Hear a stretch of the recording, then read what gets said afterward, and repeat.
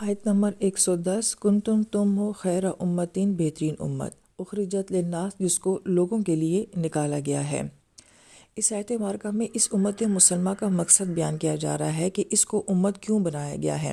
پہلی بات تو یہ وہ امت ہے جس کی سوچ، مقصد اور ایک ہوگا، یہ خود ایک جماعت کی طرح ہوگی۔ پھر اس کے بعد یہ اپنی ذات کے لیے نہیں جیے گی بلکہ یہ دوسرے لوگوں کے لیے جیے گی۔ یہاں پہ بہت اہم موضوع اس آیت مبارکہ کا یہ ہے، دنیا میں جتنی بھی قومیں ہیں وہ اپنی بقا کے لیے جیتی ہیں، ان کے لیے ان کا کلچر، ان کی ثقافت، ان کی تہذیب، ان کی معیشت، ان کے لوگ بہت اہم ہوتے ہیں۔ وہ اس سے باہر کی سوچ نہیں رکھتے ہیں، وہ وہی فیصلے کرتے ہیں جس کا فائدہ صرف ان کی قوم کو ہوگا۔ لہٰذا ہم دیکھتے ہیں کہ دنیا میں جتنی بھی یہ جنگیں ہیں اور یہ جو قوموں کے درمیان میں تناؤ کی کیفیت ہے، اس کی وجہ کیا ہے کہ ہر کوئی اپنی بقا کی جنگ لڑ رہا ہے۔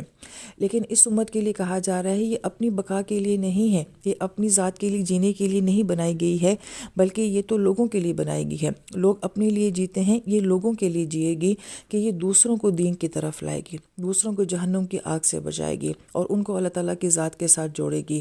جب ہم اس آیت مبارکہ کو پڑھتے ہیں تو ہم سوچتے ہیں یہ ہماری بات ہو رہی ہے، میرے لیے تو میرا ملک، میرا شہر اور میرا گھر بہت ضروری ہے۔ ہم کہتے ہیں کہ ہمارے اپنے حالات بڑے خراب ہیں، ہم کسی کے لیے کیا کریں، جبکہ یہ آیت یہ کہہ رہی ہے کہ نہیں، یہ امت تو بنائی ہی دوسرے لوگوں کے لیے گئی ہے۔ پھر فرمایا کہ تأمرون بالمعروف، کہ تم نیکی کا حکم کرتے ہو، وتنہون عن المنکر، اور تم برائی سے روکتے ہو۔ تأمرون کو بھی اور تنہون کو بھی جو ہے مضارع کے صیغے کے ساتھ بیان کیا گیا ہے کہ مسلسل اپنی زندگی میں یہ کام کرتے ہیں۔ ایسے نہیں کہ جذباتی ہو کے، آپشنل ہو کے کبھی کیا کبھی نہیں کیا، مسلسل ان کی زندگی کا مقصد اور ٹارگٹ ہی یہی ہوتا ہے۔ وَتُؤْمِنُونَ بِاللَّهِ، اور تم ایمان رکھتے ہو اللہ تعالیٰ کے اوپر۔ تو بظاہر آیت کی ترتیب تو یہ لگتی ہے کہ تم ایمان والے ہوگے تو پھر اس کے بعد تم خیر والے ہوگے اور تم نیکی کا حکم دو گے، برائی کی طرف روکو گے، مگر ان اعمال کا ذکر پہلے کیا اور ایمان کا ذکر بعد میں کیا، یعنی کہ جن سے یہ اعمال ہو رہے ہوں گے یقیناً یہ وہی لوگ ہوں گے کہ جن کے اندر ایمان کی بڑی گہرائی ہوگی، جو صرف اپنی ذات کے لیے نہیں سوچتے بلکہ وہ کل جہان کے لیے سوچنے والے لوگ ہوں گے۔ اور پھر فرمایا کہ لو آمن اہل الکتابی، اور اگر اہل کتاب بھی ایمان لے آتے، لکان خیر لہم، تو ان کے حق میں بہت بہتر ہوتا۔ منہم المؤمنون، ان میں سے کچھ تو ایمان والے ہیں، واکثرہم الفاسقون، لیکن اکثر ان میں سے ایسے ہیں جو کہ نافرمان ہیں۔ بڑی اہم بات علماء کرام فرماتے ہیں کہ دین اسلام ایک فطرت کا مذہب ہے،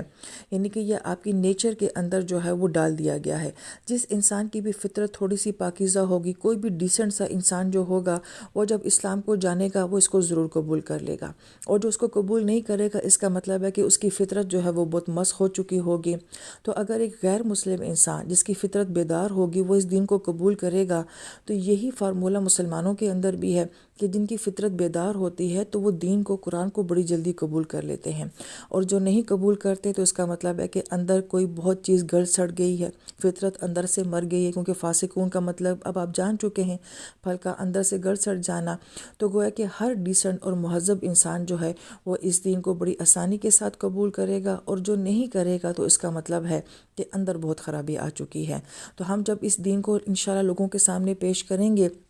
تو انشاءاللہ تعالیٰ جن کی فطرت بیدار ہوگی اور صاف و شفاف ہوگی وہ دین کو ضرور قبول کریں گے۔ لہٰذا ہمارا کام ہے کہ دین کی خوبصورتی کو حکمت کے ساتھ لوگوں کے سامنے پیش کر دینا، اور فیصلہ پھر ہم اللہ تعالیٰ کے ہاتھ میں چھوڑ دیں۔ لیکن پہلے میرا مائنڈ سیٹ تو ایسا ہو، میری سوچ تو ایسی ہو کہ میں نے اپنی زندگی میں یہ کام بھی کرنا ہے۔